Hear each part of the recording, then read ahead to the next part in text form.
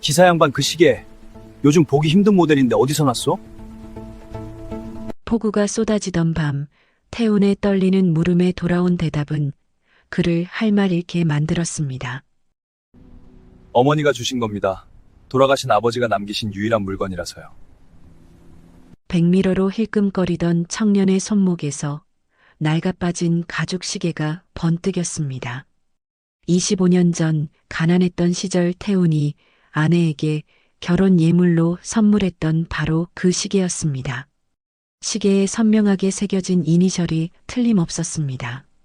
그렇다면 운전대를 잡은 이 청년이 혹시 태우는 머릿속이 새하얗게 변하는 것만 같았습니다. 손님, 어디 편찮으세요? 아무것도 모른 채 운전을 하던 청년이 백미러를 통해 걱정스러운 듯 말을 건넸습니다.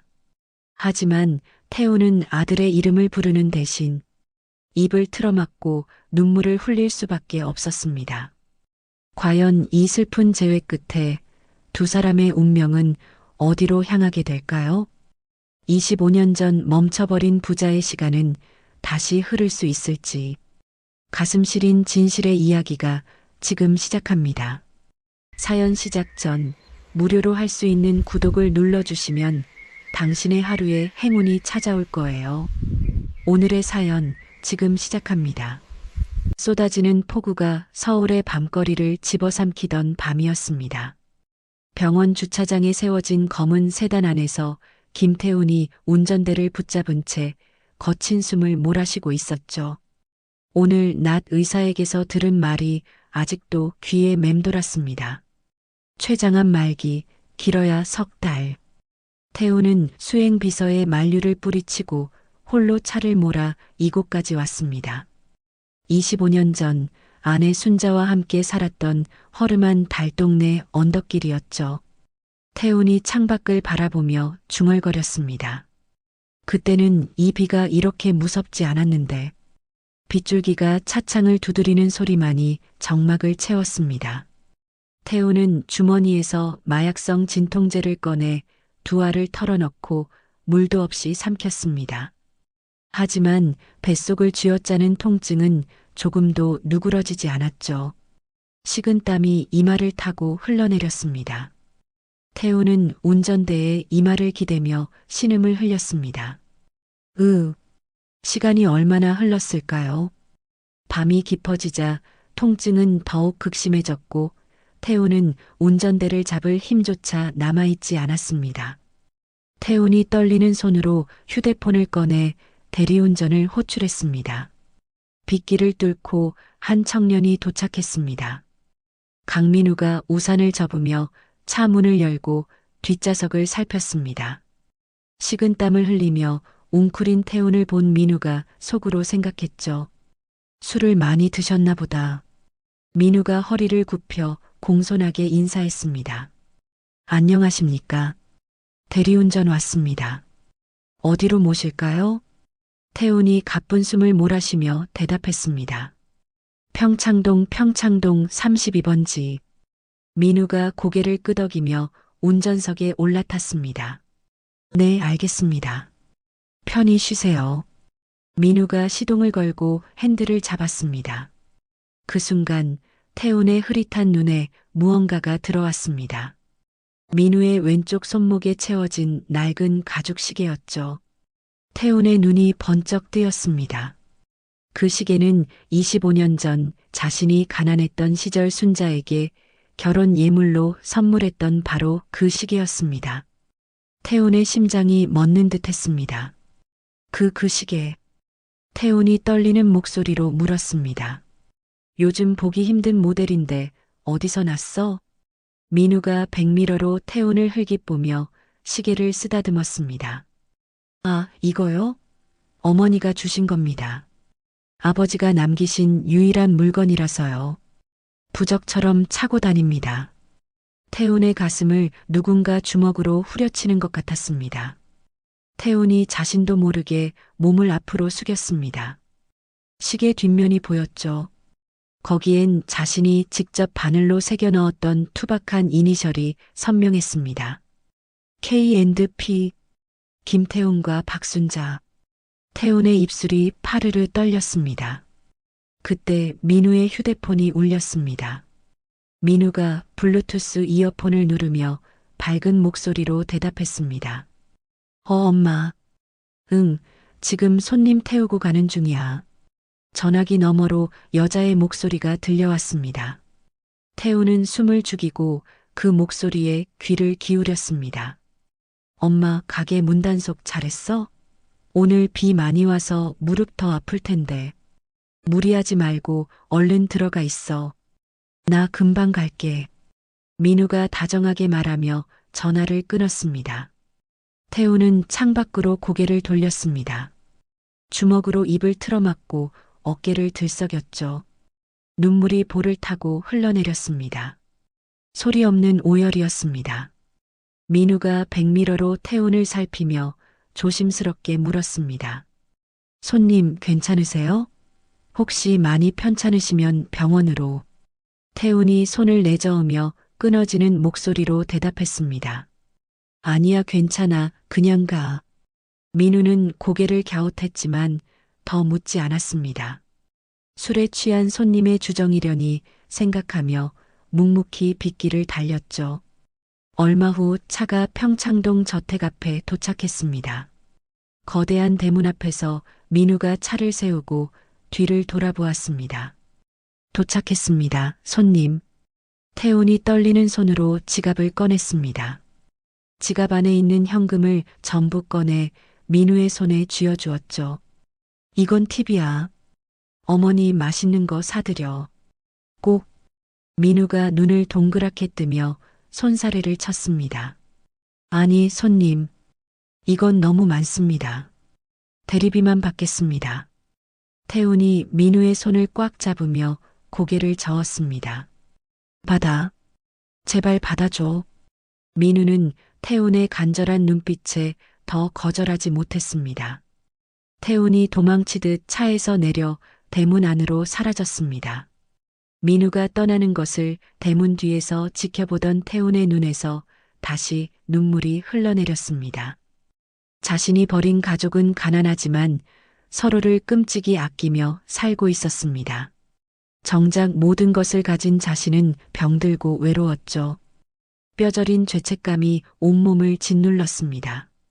집 안으로 들어선 태훈을 맞이한 것은 현 부인 최서연의 싸늘한 비웃음이었습니다. 서연이 소파에 앉은 채 매니큐어를 바르며 코웃음을 쳤습니다. 어머, 이 밤에 어디 갔다 이제 와요? 태훈이 아무 대답 없이 지나가려 하자 서연이 코를 찡그렸습니다. 냄새나니까 씻고 서재로 가요. 더럽게. 태훈은 서연을 쳐다보지도 않고 서재로 향했습니다. 서재 문을 닫은 태훈이 책상 서랍 깊숙한 곳을 뒤졌습니다. 떨리는 손으로 꺼낸 것은 낡고 빛바랜 흑백 사진 한 장이었죠. 찢어진 반쪽짜리 사진 속에는 젊은 순자와 아기 민우가 있었습니다. 태훈이 사진을 가슴에 품고 주저앉았습니다. 순자야, 민우야, 미안하다. 태훈의 떨리는 입술 사이로 흐느낌이 새어나왔습니다. 남은 생 속죄하며 살게 제발. 창밖에서는 여전히 폭우가 쏟아지고 있었습니다. 다음 날 점심때였습니다. 태훈은 수행비서를 따돌리고 허름한 점퍼 차림으로 변장한 뒤 골목길을 걸었습니다. 어젯밤 민우가 통화에서 언급했던 상호를 검색해 찾아낸 곳이었죠. 낡은 간판에 순잔의 밥집이라는 글씨가 적혀 있었습니다. 태훈은 떨리는 다리를 이끌고 식당 안으로 들어섰습니다.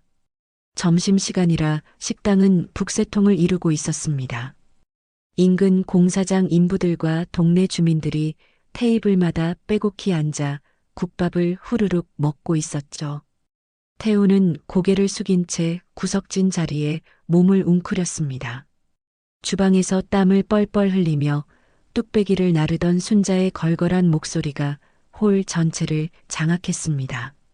아이고, 김 사장. 오늘도 국밥이야? 맨날 그것만 먹으면 질리지도 않아? 단골 손님이 숟가락을 들며 너털 웃음을 터뜨렸습니다. 순자씨 국밥이 세상에서 제일 맛있는데 뭘? 순자가 걸레로 테이블을 훔치며 호탕하게 웃었습니다. 입에 발린 소리. 그래도 듣기 좋으니까 오늘 깍두기 더 줄게. 태우는 그 모습을 멀찍이서 바라보았습니다. 25년 전과 똑같은 웃음소리였죠. 가슴 한구석이 뜨겁게 저며왔습니다. 순자가 국밥을 쟁반에 담아 홀로 나오다가 태운과 눈이 마주쳤습니다. 순자의 발걸음이 잠시 멈췄습니다. 하지만 당황하는 기색은 전혀 없었죠. 순자가 쟁반을 든 채 태운의 테이블로 성큼성큼 다가왔습니다. 쾅! 순자가 국밥 그릇을 태운 앞에 거칠게 내려놓았습니다. 국물이 출렁이며 밖으로 튀었죠. 밥값은 선불이야. 순자가 차갑게 내뱉었습니다. 태운이 고개를 들어 순자를 올려다보았습니다. 순자의 눈빛은 얼음장처럼 싸늘했죠. 먹고 다신 오지 마. 주변 손님들이 수군거리기 시작했습니다. 저 아저씨 누구야? 외상이라도 밀렸나? 부부 싸움인가? 왜 저러지? 순자는 아랑곳하지 않고 태운을 내려다보았습니다. 태운은 순자의 서슬 퍼런 기세에 눌려 숟가락도 들지 못했습니다. 고개만 푹 숙인 채 입술을 깨물었죠. 뚝, 뚝, 눈물이 국물 위로 떨어졌습니다. 순자가 코웃음을 치며 돌아섰습니다. 그리고는 아무 일도 없었다는 듯이 단골 손님들과 농담을 주고받았습니다. 어머, 박 사장, 오늘 얼굴이 왜 이래? 또 마누라한테 쫓겨났어? 에이, 순자 씨, 그런 말하면 안 되지. 하하, 농담이야, 농담. 순자가 씩씩하게 웃으며 가게를 누볐습니다. 태우는 그 모습을 흐릿한 눈으로 지켜보았습니다. 자신이 버린 여자는 이렇게 강하게 살아남았구나. 숟가락을 든 손이 멈추지 않고 떨렸습니다. 태운이 국밥을 반도 먹지 못하고 자리에서 일어났습니다. 도망치듯 가게를 빠져나가려는데 뒤에서 발소리가 따라왔습니다. 순자가 태운의 앞을 막아섰죠. 잠깐. 순자가 두 팔을 가슴 앞에 모으고 태운을 노려보았습니다. 내 아들 눈에 띄지 마. 태운이 입술을 달싹였지만 아무 말도 나오지 않았습니다. 순자가 한 발짝 다가서며 낮은 목소리로 쐐기를 박았습니다. 죽은 사람으로 살기로 했으면 끝까지 죽어 있어. 그게 내가 할 마지막 돌이야. 태운의 어깨가 축 처졌습니다. 고개를 숙인 채 순자의 옆을 지나쳐 골목길로 사라졌습니다. 순자는 태운의 뒷모습을 노려보다가 거칠게 앞치마를 털며 가게 안으로 들어갔습니다. 그 시각 골목 어귀에 세워진 검은 승용차 안에서 누군가 카메라 셔터를 연신 눌렀습니다. 서연의 신복인 흥신소 직원이었죠. 직원이 촬영한 사진들을 휴대폰으로 전송하며 중얼거렸습니다. 최 사모님이 좋아하시겠네.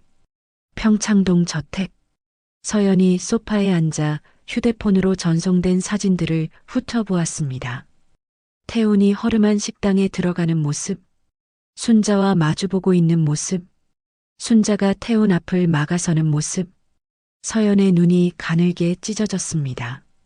이게 뭐야? 서연이 손톱으로 휴대폰 화면을 긁으며 이를 갈았습니다. 저 늙은이가 감히 날 속여? 전처랑 내통해서 재산 빼돌리려고? 서연이 벌떡 일어나 거실을 서성였습니다. 굽 높은 구두가 대리석 바닥을 딱딱 울렸죠. 서연이 휴대폰을 귀에 대며 차가운 목소리로 지시했습니다. 저 국밥집, 박살내. 그날 밤이었습니다. 민우가 대리운전을 마치고 집에 들어왔습니다. 순자는 식탁에 앉아 소주잔을 기울이고 있었죠. 엄마, 왜 술 마셔? 무슨 일 있어? 민우가 점퍼를 벗으며 순자의 맞은편에 앉았습니다. 순자가 국밥 한 그릇을 민우 앞에 밀어주며 대답했습니다. 아니야. 오늘따라 국밥 육수가 좀 짜서. 민우가 숟가락을 들며 고개를 갸웃했습니다. 짜? 나는 맨날 마시던데. 순자가 씁쓸하게 웃으며 소주를 한 잔 더 들이켰습니다. 그래, 내 입맛엔 맞나 보다. 순자는 민우를 바라보며 속으로 생각했습니다. 저 인간이 다녀간 것, 이 아이는 모르는 게 나아. 순자가 소주잔을 내려놓으며 민우의 머리를 쓰다듬었습니다. 밥 먹고 얼른 자. 내일도 바쁘잖아. 민우가 환하게 웃으며 국밥을 떠먹었습니다. 응, 엄마도 그만 마시고 자. 순자는 아들의 해맑은 얼굴을 바라보며 소주잔을 꽉 쥐었습니다. 손등에 핏줄이 불끈 솟았죠. 며칠 뒤 오후였습니다. 순자네 밥집에는 점심을 먹으러 온 손님들로 북적였죠. 순자가 주방에서 뚝배기를 들고 나오려는 순간 식당 입구가 어두워졌습니다. 건장한 남자 서너시 문 앞을 떡하니 막아선 것이었습니다. 뭐야, 손님이야? 순자가 눈을 가늘게 뜨며 남자들을 훑어보았습니다. 남자들은 대답 대신 식당 안으로 성큼성큼 들어왔습니다. 선두에 선 덩치 큰 남자가 가장 가까운 테이블을 발로 걷어찼죠. 쾅! 국밥 그릇이 바닥에 떨어져 산산조각 났습니다. 뜨거운 국물이 사방으로 튀었고 식사 중이던 손님이 비명을 지르며 뒤로 물러났습니다. 으악! 이게 무슨 짓이야? 손님을 노려보며 고함을 질렀습니다. 꺼져. 다 나가. 또 다른 남자가 옆 테이블을 발로 차며 소리쳤습니다. 이딴 걸 돈 받고 팔아? 돼지꿀 꿀이죽도 이것보단 낫겠다. 손님들이 허겁지겁 가방을 챙겨 밖으로 뛰쳐나갔습니다. 순자가 뚝배기를 내려놓으며 남자들 앞으로 다가섰습니다. 아, 이게 무슨 짓이야. 당장 안 나가. 덩치 큰 남자가 코웃음을 치며 주방 쪽으로 걸어갔습니다. 순자가 밤새 끓인 육수통이 가스레인지 위에서 보글보글 끓고 있었죠. 남자가 육수통을 향해 발을 뻗었습니다. 안 돼. 순자가 달려들었지만 이미 늦었습니다. 쿵! 거대한 육수통이 발길에 걷어차여 바닥으로 쏟아졌습니다. 뜨거운 국물이 바닥을 적시며 하얀 김이 피어올랐죠.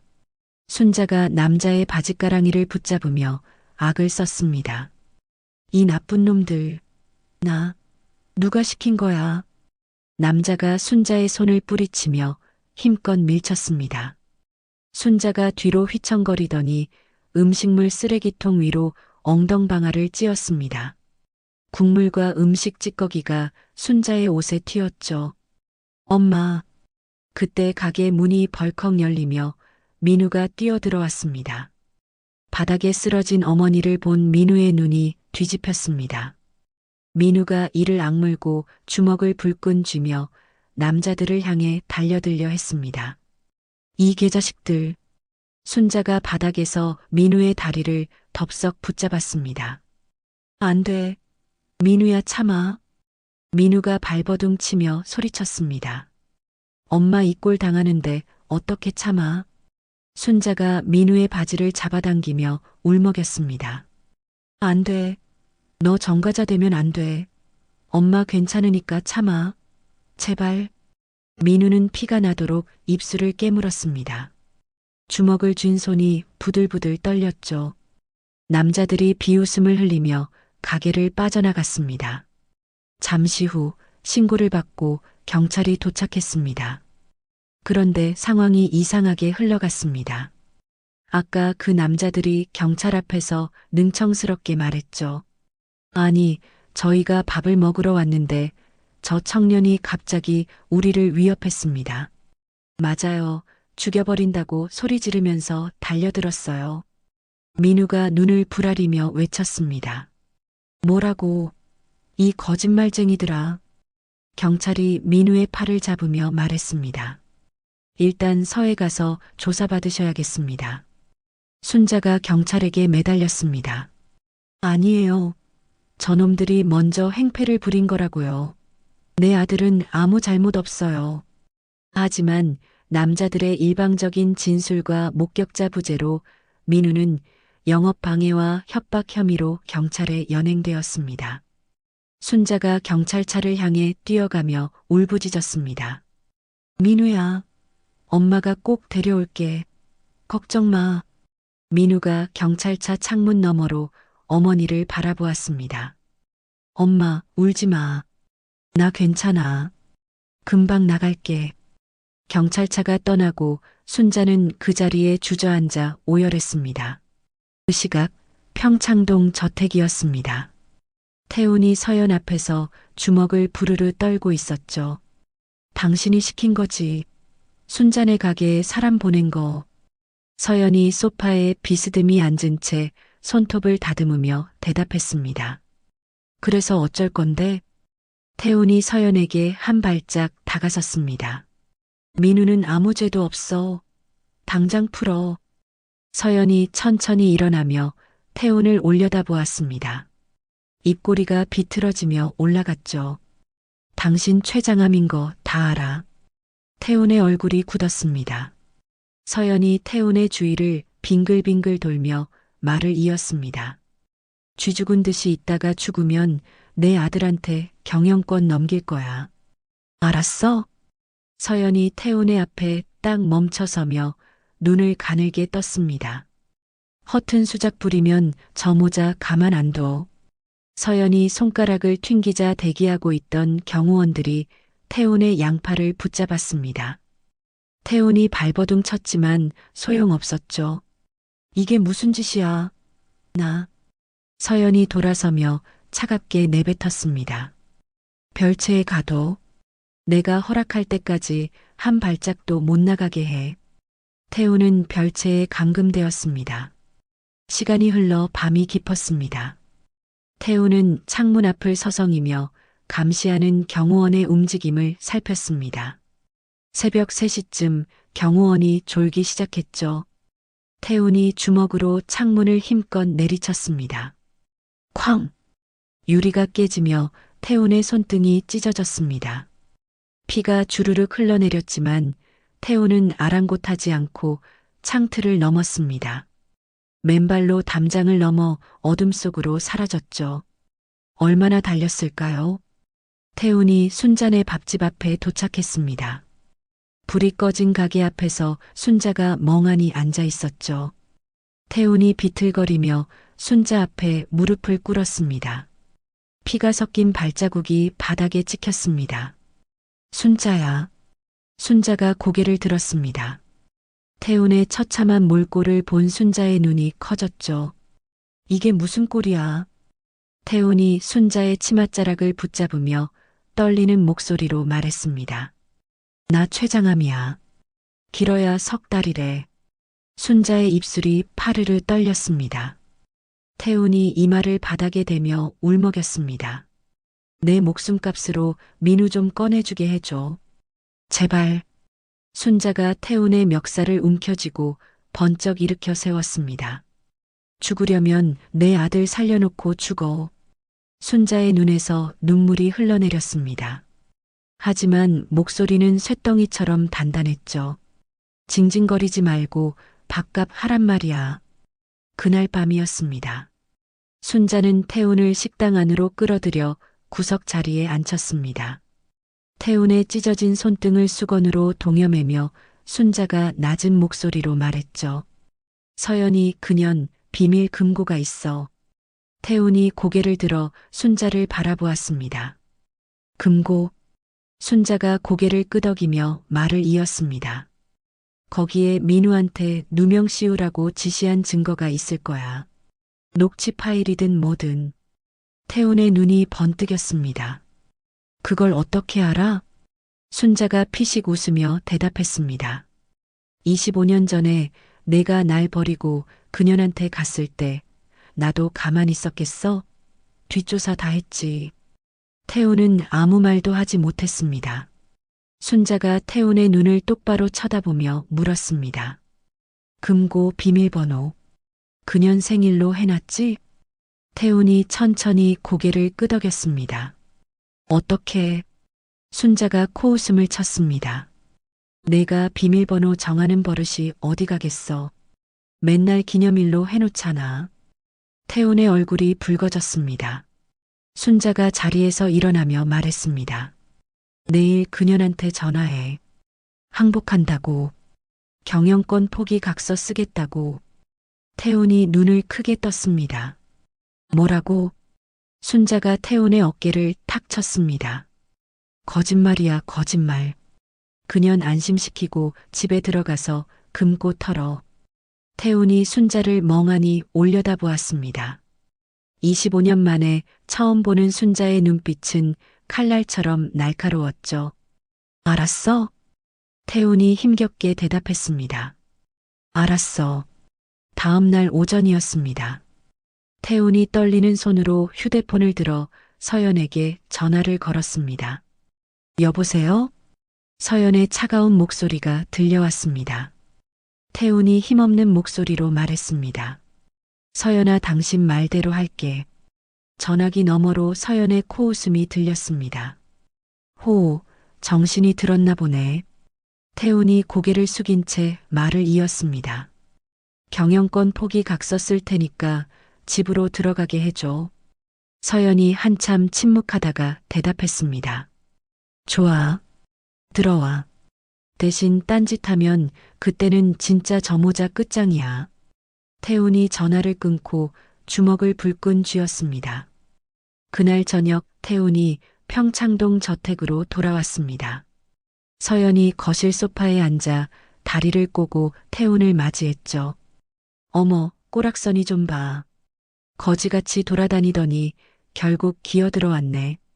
태훈이 아무 대꾸 없이 고개를 숙였습니다. 서연이 손가락으로 서재 쪽을 가리켰습니다. 각서는 내일 변호사 오면 쓰도록 해. 오늘은 그냥 자. 태훈이 천천히 계단을 올라갔습니다. 서연은 승리자의 미소를 지으며 와인잔을 기울였죠. 밤이 깊었습니다. 태훈은 침대에 누운 척 시계만 노려보았습니다. 새벽 2시. 태훈이 조심스럽게 방문을 열고 복도로 나섰습니다. 서연의 방에서 코 고는 소리가 새어나왔죠. 태훈이 발소리를 죽이며 서재로 향했습니다. 서재 한쪽 벽에는 커다란 그림이 걸려 있었습니다. 태훈이 그림을 옆으로 밀자 철제 금고가 나타났죠. 태훈의 손가락이 번호판 위에서 멈췄습니다. 0815. 서연의 생일이었습니다. 철컥. 금고 문이 열렸습니다. 태훈이 안을 뒤지기 시작했죠. 서류 뭉치, 현금 다발, 보석함. 그리고 가장 안쪽에서 검은 봉투 하나를 발견했습니다. 봉투 안에는 이중 장부와 USB 하나가 들어 있었습니다. 태훈이 USB를 노트북에 꽂고 파일을 열었습니다. 녹취 파일이었습니다. 서연의 목소리가 흘러나왔죠. 순자네 식당 박살내. 그리고 그 아들놈한테 누명 씌워서 경찰에 넘겨. 상대방의 목소리가 대답했습니다. 알겠습니다, 사모님. 태훈의 손이 부르르 떨렸습니다. 이를 악물고 파일을 자신의 휴대폰으로 옮겼습니다. 금고를 원래대로 닫고 서재를 빠져나왔죠. 다음 날 아침이었습니다. 태훈은 확보한 증거를 익명의 제보자로 위장하여 경찰서에 보냈습니다. 이중 장부와 녹취 파일이 첨부된 이메일이었죠. 그날 오후 유치장에서 민우가 풀려났습니다. 무혐의 처분이었습니다. 유치장 앞에서 기다리던 순자가 민우를 보자마자 달려갔습니다. 민우야. 순자가 두부 한 모를 비닐봉지에서 꺼내 민우 입에 넣어주었습니다. 이건 먹어. 어서. 민우가 두부를 우물우물 씹으며 어머니를 바라보았습니다. 순자의 눈가가 젖어 있었죠. 다신 이런 데 오지 마라. 엄마가 미안해. 민우가 순자의 어깨를 감싸 안았습니다. 엄마가 왜 미안해? 내가 못나서 그런 거지. 순자가 민우의 등을 토닥이며 눈물을 훔쳤습니다. 며칠 후였습니다.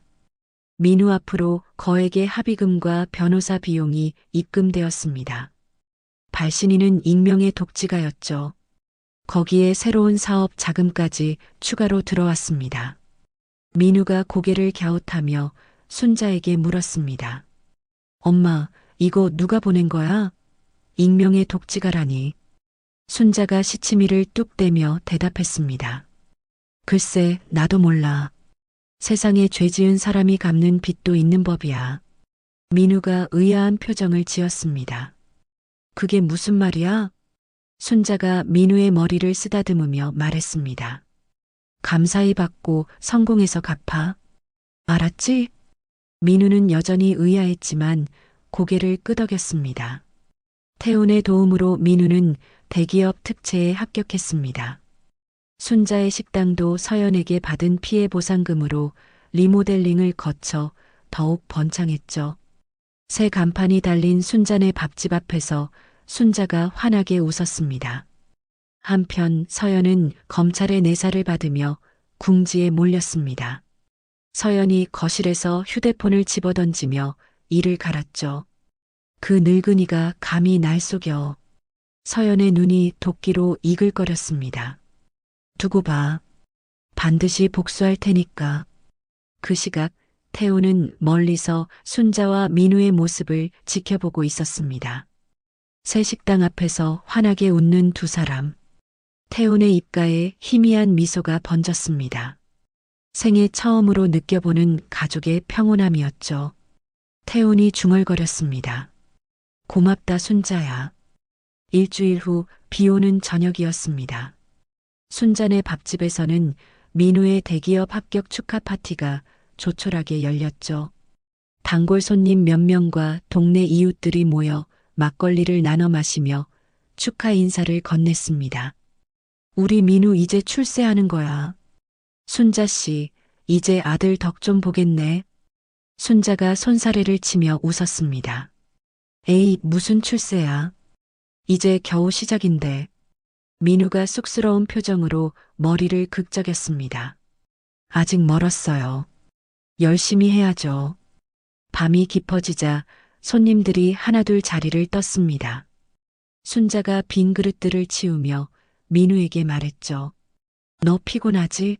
안쪽 방에서 좀 쉬어. 엄마가 정리할게. 민우가 고개를 끄덕이며 안쪽 방으로 들어갔습니다. 그때였습니다. 가게 문이 살짝 열리며 태훈이 조심스럽게 안으로 들어왔습니다. 흠뻑 젖은 점퍼에서 물이 뚝뚝 떨어졌죠. 순자가 태훈을 보고 한숨을 내쉬었습니다. 또 왔어? 태훈이 구석자리에 힘없이 앉으며 대답했습니다. 마지막이라며 한 번만 더 보고 싶어서. 순자가 주방으로 들어가더니 뚝배기 하나를 들고 나왔습니다. 꼬막 비빔밥이었죠. 순자가 태훈 앞에 그릇을 슬쩍 밀어주며 무심하게 말했습니다. 먹어. 내가 제일 좋아하던 거잖아. 태훈의 눈가가 붉어졌습니다. 25년 전 가난했던 신혼 시절 순자가 해주던 바로 그 음식이었죠. 태훈이 떨리는 손으로 숟가락을 들었습니다. 한 숟가락, 두 숟가락.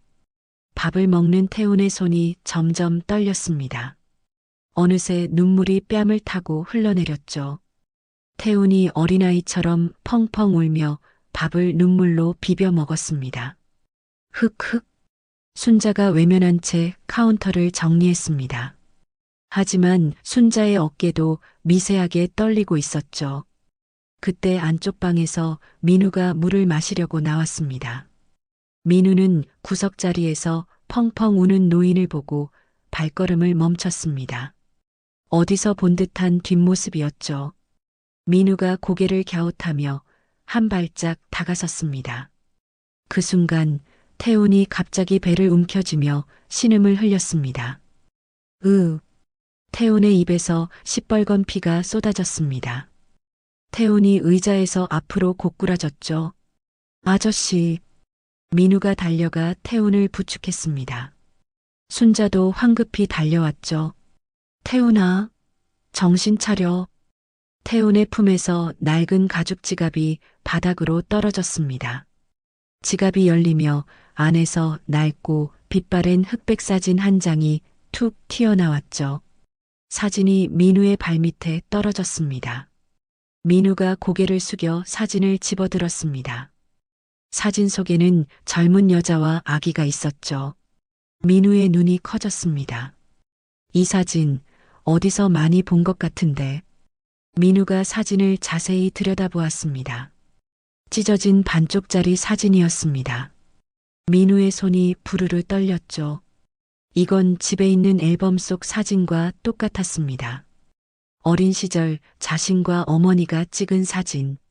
그 사진의 찢어진 반쪽이 왜 이 노인의 지갑에 있는 거죠? 민우가 떨리는 목소리로 물었습니다. 이 사진 우리 집에 있는 거랑 똑같은데. 민우의 시선이 바닥에 쓰러진 태훈의 손목으로 향했습니다. 거기엔 낡은 가죽 시계가 채워져 있었죠. 민우가 자신의 손목을 내려다보았습니다. 똑같은 시계였습니다. 민우의 머릿속이 하얘졌습니다. 어머니가 말했던 아버지의 유일한 유품. 그런데 왜 이 사람도 똑같은 시계를 차고 있는 거죠? 아저씨가 왜 이걸 가지고 있어요? 민우의 목소리가 갈라졌습니다. 순자가 황급히 사진을 뺏으려 손을 뻗었습니다.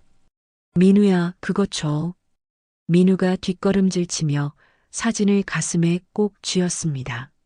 엄마, 이게 뭐야? 이 사람 누구야? 순자가 입술을 깨물며 아무 말도 하지 못했습니다. 민우가 바닥에 쓰러진 태훈을 내려다보았습니다. 태훈이 고통스러운 눈으로 민우를 올려다보고 있었죠. 민우의 눈에 눈물이 고였습니다. 입술이 파르르 떨렸죠. 당신 누구야? 민우가 주먹을 불끈 쥐며 소리쳤습니다. 내 아버지 맞아요. 태훈이 피를 토하며 고개를 떨궜습니다. 아무 말도 나오지 않았죠. 민우의 눈에서 눈물이 쏟아졌습니다. 당신이 우리 버린 그 인간이야. 민우의 절규가 텅 빈 식당 안에 울려 퍼졌습니다. 순자가 눈물을 흘리며 민우의 팔을 붙잡았습니다. 민우야. 민우가 순자의 손을 뿌리치며 뒷걸음질 쳤습니다. 엄마도 알고 있었어. 나한테 왜 말 안 했어. 민우의 목소리가 갈라지며 흐느낌으로 바뀌었습니다. 태훈이 바닥에 쓰러진 채 떨리는 손을 민우에게 뻗었습니다. 민우야, 미안. 민우가 태훈의 손을 뿌리치며 가게 밖으로 뛰쳐나갔습니다. 빗속으로 사라지는 민우의 뒷모습을 태훈이 흐릿한 눈으로 바라보았습니다. 태훈의 뻗은 손이 허공에서 힘없이 떨어졌죠. 순자가 주저앉아 태훈의 머리를 무릎에 올렸습니다. 이 바보야, 끝까지 숨기지 그랬어. 순자의 눈물이 태훈의 얼굴 위로 떨어졌습니다. 태훈이 희미하게 웃으며 중얼거렸습니다. 미안해 순자야, 다 미안해. 창밖에서는 폭우가 쏟아지고 있었습니다. 혼란스러운 상황 속이었습니다. 순자가 휴대폰을 꺼내 구급대에 신고를 했습니다. 태훈은 바닥에 쓰러진 채 가쁜 숨을 몰아쉬고 있었죠. 한편 빗속으로 뛰쳐나간 민우는 골목 어귀에서 멈춰 섰습니다. 벽에 등을 기대고 주저앉았죠. 빗물이 얼굴을 타고 흘러내렸습니다. 눈물인지 빗물인지 구분이 되지 않았습니다. 아버지가 살아있었어. 민우가 중얼거렸습니다. 그놈이 우리 버리고 잘 먹고 잘 살았어. 민우의 주먹이 바닥을 내리쳤습니다. 피부가 찢어지며 피가 배어 나왔지만 아프지 않았죠. 가슴이 찢어지는 것 같은 배신감이 온몸을 짓눌렀습니다. 다음 날 아침이었습니다. 텔레비전 뉴스가 긴급 속보를 내보냈습니다. JK그룹 김태훈 전 회장이 회사 돈을 횡령하여 숨겨둔 내연녀와 혼외자에게 수십억 원을 퍼줬다는 의혹이 제기되었습니다. 화면에는 태훈의 사진과 함께 순잔의 밥집 외관이 나왔죠. 서연이 언론에 터뜨린 악의적인 허위 제보였습니다. 순잔의 밥집 앞에는 기자들이 진을 치고 있었습니다. 카메라 플래시가 번쩍거리고 마이크가 난무했죠. 사장님, 김태훈 회장과 무슨 관계입니까? 혼외자가 사실입니까? 순자가 문을 열고 나서며 호통쳤습니다. 꺼져. 다 거짓말이야.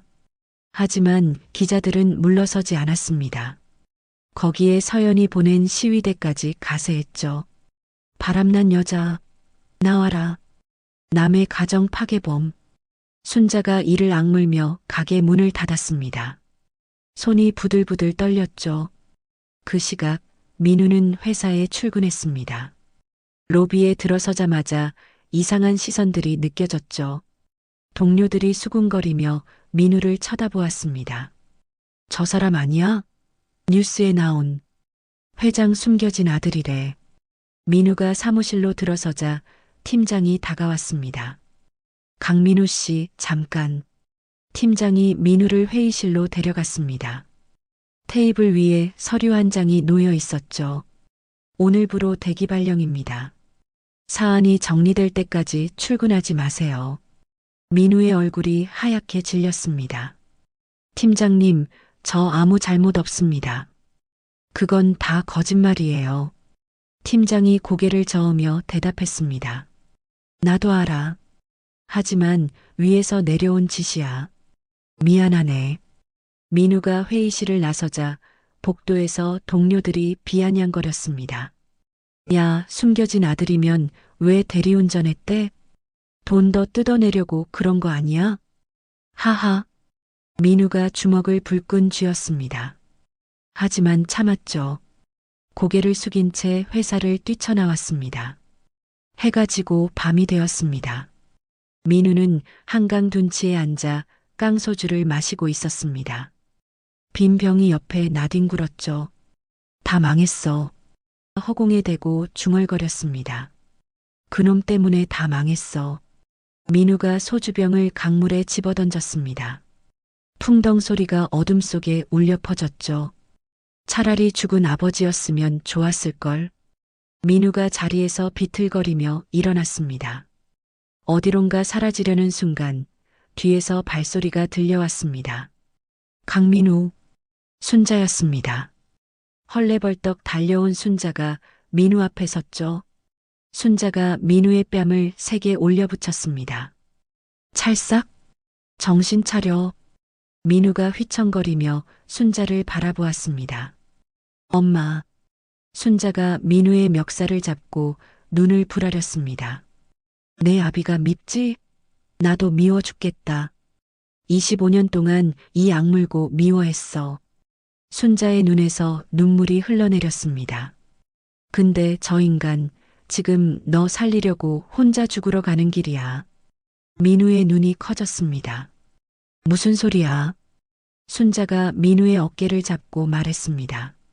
그 인간 시한부야. 길어야 한두 달밖에 안 남았어.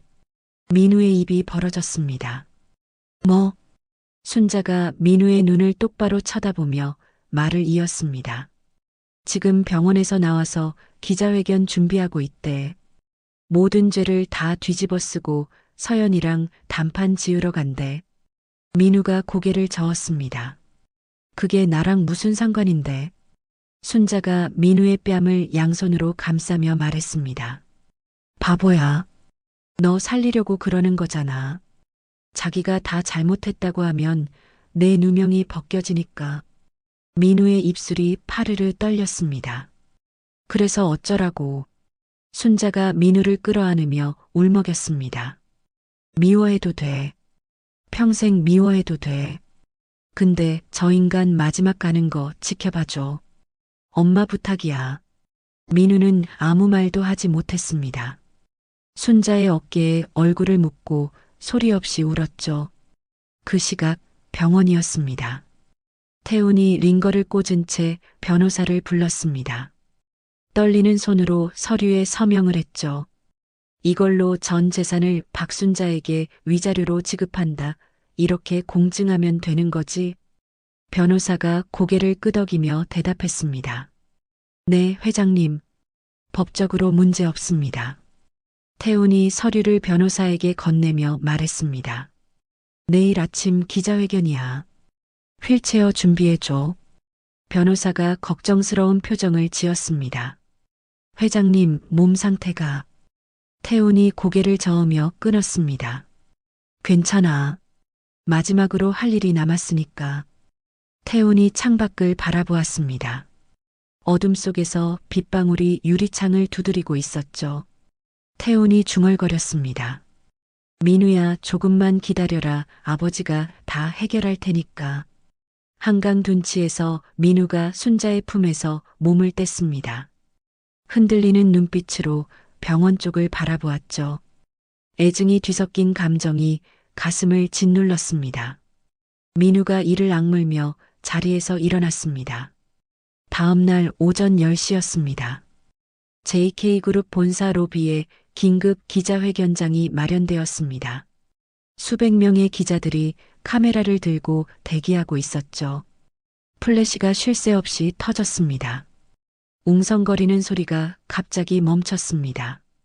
엘리베이터 문이 열리며 태훈이 모습을 드러냈죠. 휠체어에 앉은 태훈의 팔에는 링거가 꽂혀 있었습니다. 앙상하게 마른 몸에 양복이 헐렁하게 걸쳐져 있었죠. 기자들이 일제히 카메라를 들었습니다. 플래시 세례가 쏟아졌습니다. 태훈이 눈을 찡그리며 단상으로 올라갔죠. 간호사가 휠체어를 밀어 마이크 앞에 세웠습니다. 태훈이 떨리는 손으로 마이크를 잡았습니다. 거친 숨소리가 스피커를 통해 울려 퍼졌죠. 오늘 이 자리에 선 건. 태훈이 숨을 헐떡이며 말을 이었습니다. 제 죄를 고백하기 위해서입니다. 기자들이 술렁거렸습니다. 태훈이 고개를 들어 카메라를 정면으로 바라보았습니다. 25년 전 저는 바람이 났습니다. 장내가 조용해졌습니다. 만삭의 아내를 버리고 재벌가 대릴 사위로 들어갔습니다. 태훈의 목소리가 갈라졌습니다. 조강지처를 벌인 죄인은 바로 나입니다. 기자들이 미친 듯이 받아 적었습니다. 태훈이 가쁜 숨을 몰아쉬며 말을 이었습니다. 뉴스에 나온 그 여인은 제가 버린 아내입니다. 피해자입니다. 태훈이 마이크를 꽉 쥐며 힘을 짜냈습니다. 그리고 그 청년은 내 아들입니다. 내 더러운 죄와 상관없이 훌륭하게 자란 내 아들입니다. 태훈의 눈에서 눈물이 흘러내렸습니다. 저 모자는 아무 잘못이 없습니다. 모든 건 내 죄입니다. 태훈이 옆에 선 변호사에게 고개를 끄덕였습니다. 변호사가 앞으로 나와 서류 뭉치와 USB를 들어보였죠. 지금부터 공개하는 것은 최서연 씨의 비리 증거입니다. 변호사가 스크린에 녹취 파일을 재생했습니다. 서연의 목소리가 회견장에 울려 퍼졌죠. 순잔의 식당 박살내. 그리고 그 아들놈한테 누명 씌워서 경찰에 넘겨. 알겠습니다, 사모님. 김태훈 그 늙은이 어차피 곧 죽어. 경영권은 내 아들 거야. 방해되는 건 다 치워버려. 장내가 술렁거렸습니다. 기자들이 웅성거리며 서로를 쳐다보았죠. 변호사가 서류를 들어보이며 말했습니다. 이것은 최서연 씨의 이중 장부입니다. 회사 돈 수백억 원을 횡령한 내역이 담겨 있습니다. 회견장이 발칵 뒤집혔습니다. 기자들이 손을 들며 소리쳤죠. 회장님, 최서연 씨가 이 사실을 알고 있습니까? 고소할 계획이 있으십니까? 태훈이 마이크에 대고 힘겹게 대답했습니다. 저도 피해자입니다. 협박을 당했습니다. 그 시각 회견장 뒤편에서 서연이 사색이 되어 서 있었습니다. 생중계 화면을 보던 서연의 얼굴이 새하얗게 질렸죠. 이 미친 늙은이가. 서연이 몸을 돌려 도망치려 했습니다. 하지만 출구에는 이미 검찰 수사관들이 대기하고 있었죠. 최서연 씨 횡령 및 공갈 혐의로 긴급 체포합니다. 수사관이 서연의 팔을 잡았습니다. 서연이 발버둥 치며 악을 썼습니다. 이게 무슨 짓이야? 서연이 끌려나가는 모습이 기자들의 카메라에 고스란히 담겼습니다. 단상 위에서 태훈이 이 광경을 지켜보다가 갑자기 앞으로 고꾸라졌습니다. 마이크가 바닥에 떨어지며 굉음을 냈죠. 기자들이 비명을 질렀습니다. 회장님, 의사요, 의사. 그때였습니다. 인파를 뚫고 누군가 단상으로 뛰어올랐습니다. 민우였죠. 민우가 쓰러진 태훈을 받아 안았습니다. 아버지. 민우가 태훈을 흔들며 울부짖었습니다. 아버지, 일어나세요. 태훈의 눈이 희미하게 떠졌습니다. 흐릿한 눈으로 민우를 바라보았죠. 민우야. 민우의 눈에서 눈물이 쏟아졌습니다. 이렇게 가는 게 어디 있어요? 저한테 미안하지도 않아요. 태훈이 떨리는 손을 들어 민우의 뺨을 어루만졌습니다. 미안하다, 내 아들. 태훈의 입술이 파르르 떨렸습니다. 사랑한다. 민우가 태훈의 손을 꽉 잡으며 오열했습니다. 아버지, 아버지. 기자들의 카메라가 일제히 이 장면을 담았습니다. 민우의 절규가 생중계로 전국에 퍼져나갔죠. 뉴스 앵커의 목소리가 흘러나왔습니다. 방금 보신 것처럼 김태훈 전 회장이 기자회견 도중 쓰러졌습니다. 아들로 밝혀진 청년이 단상으로 뛰어올라 아버지를 부둥켜 안고 있습니다. 시청자들의 반응이 쏟아졌습니다. 저게 진짜 부자지간이었구나. 불쌍해, 이제야 만났는데. 최서연이 진짜 나쁜 년이었네. 여론이 순식간에 반전되었습니다. 사람들은 태훈의 마지막 부성회에 눈시울을 붉혔죠. 구급대원들이 들것을 들고 단상으로 올라왔습니다. 태훈이 들것에 실리며 민우의 손을 놓지 않았습니다. 민우야, 아버지라고 불러줘서 고맙다. 민우가 흐느끼며 아버지의 손을 꽉 쥐었습니다. 아버지, 가지 마요, 제발. 태훈이 희미하게 미소 지으며 눈을 감았습니다. 구급차 사이렌 소리가 울려 퍼지며 태훈을 실은 들것이 회견장을 빠져나갔습니다. 민우가 들것 옆을 따라 뛰며 아버지의 손을 놓지 않았죠. 사건이 마무리된 며칠 후였습니다. 태훈은 병원 VIP 병실이 아닌 일반 호스피스 병동으로 옮겨졌습니다. 하얀 병실 안에는 생명유지장치의 규칙적인 소리만 울렸죠. 의사가 복도에서 순자와 민우를 불러 세웠습니다. 보호자분들께 말씀드리기 어렵지만 의사가 고개를 숙이며 말을 이었습니다. 오늘 밤을 넘기기 힘드실 것 같습니다. 민우의 얼굴이 굳었습니다. 순자가 입술을 깨물며 고개를 끄덕였죠. 알겠습니다. 감사합니다. 순자와 민우가 병실 안으로 들어갔습니다. 태훈이 침대에 누운 채 가쁜 숨을 몰아쉬고 있었죠. 얼굴은 초처럼 하얗게 질려 있었습니다. 순자가 침대 옆 의자에 앉아 태훈의 손을 잡았습니다. 거칠고 마른 손이었죠. 순자가 태훈의 손등을 쓰다듬으며 입을 열었습니다. 야, 김태훈. 태훈의 눈꺼풀이 파르르 떨렸습니다. 희미하게 눈을 떠 순자를 바라보았죠. 순자야. 순자가 피식 웃으며 말했습니다.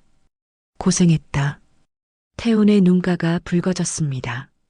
순자가 태훈의 손을 꽉 쥐며 말을 이었습니다. 25년 동안 미워했어. 죽도록 미워했어. 순자의 목소리가 떨렸습니다. 근데 이제 그만 미워할게. 태훈의 눈에서 눈물이 흘러내렸습니다. 순자가 눈물을 훔치며 웃었습니다. 다음 생엔 내 남편 하지 마.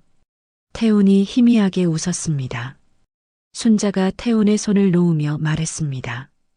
그냥 좋은 사람 만나서 잘 살아. 나도 그럴 테니까. 태훈이 고개를 끄덕였습니다.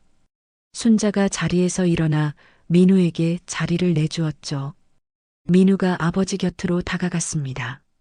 침대 옆에 무릎을 꿇고 앉았죠. 태훈이 떨리는 손을 들어 민우의 머리를 쓰다듬었습니다. 민우야. 민우가 아버지의 손을 잡으며 대답했습니다.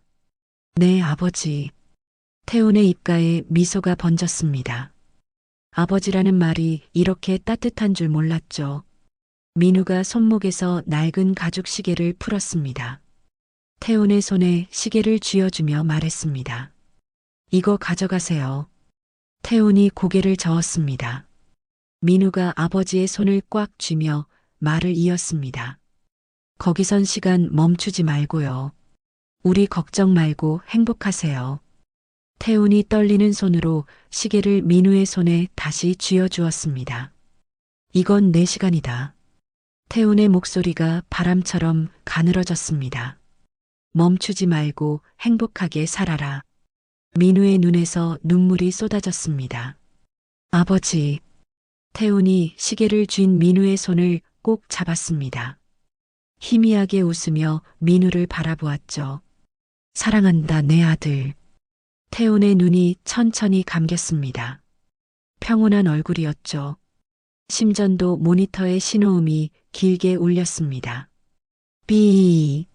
민우가 아버지의 손을 꽉 쥔 채 오열했습니다. 아버지. 순자가 민우의 어깨를 감싸 안았습니다. 두 사람의 울음소리가 하얀 병실 안에 울려 퍼졌죠. 장례식은 가족장으로 조용히 치러졌습니다. 민우가 상주로서 당당하게 조문객을 맞았죠. 검은 양복을 입은 민우의 손목에는 아버지가 돌려준 낡은 가죽 시계가 채워져 있었습니다. 순자가 영정사진 앞에서 국화꽃을 올렸습니다. 젊은 시절 태훈의 사진이었죠. 순자가 사진을 바라보며 중얼거렸습니다. 잘 가. 다음 생엔 착하게 살아. 1년이 흘렀습니다. 민우는 JK그룹의 최연소 전문 경영인 후보에 올랐습니다. 회의실에서 프레젠테이션을 마친 민우에게 박수가 쏟아졌죠. 순자는 건물주가 되어 순자네 밥집을 확장했습니다. 새 건물 앞에서 순자가 환하게 웃으며 리본 커팅을 했죠. 자, 오늘부터 2호점 개업입니다. 다들 많이 와요. 태훈의 기일을 맞은 날이었습니다. 민우와 순자가 나란히 납골당을 찾았습니다. 태훈의 유골함 앞에 국화꽃을 올렸죠. 민우가 유골함을 바라보며 말했습니다. 아버지, 저 이제 경영인 후보가 됐어요. 민우가 손목에 시계를 쓰다듬었습니다. 아버지가 주신 시간 멈추지 않고 잘 살고 있어요. 순자가 민우의 어깨를 토닥이며 말했습니다. 가자. 밥 먹어야지. 민우가 고개를 끄덕이며 자리에서 일어났습니다. 납골당을 나서는 민우의 손목에는 여전히 낡은 가죽 시계가 채워져 있었습니다. 오래된 시계 바늘이 멈추지 않고 째깍째깍 돌아가고 있었죠. 납골당 창문으로 햇살이 쏟아져 들어왔습니다. 민우와 순자가 나란히 걸어나가는 뒷모습 위로 햇빛이 따스하게 내려앉았습니다. 지금 여러분의 곁에는 어떤 시간이 흐르고 있나요? 혹시 서랍 깊숙한 곳에 멈춰버린 시계처럼 차마 꺼내지 못한 미안함이나 그리움이 있다면 너무 늦기 전에 먼지를 털어내 보시는 건 어떨까요? 태훈처럼 마지막 순간에 후회하기보다는 순자처럼 당당하게 그리고 민우처럼 따뜻하게 서로의 손을 잡아주는 오늘이 되시길 바랍니다.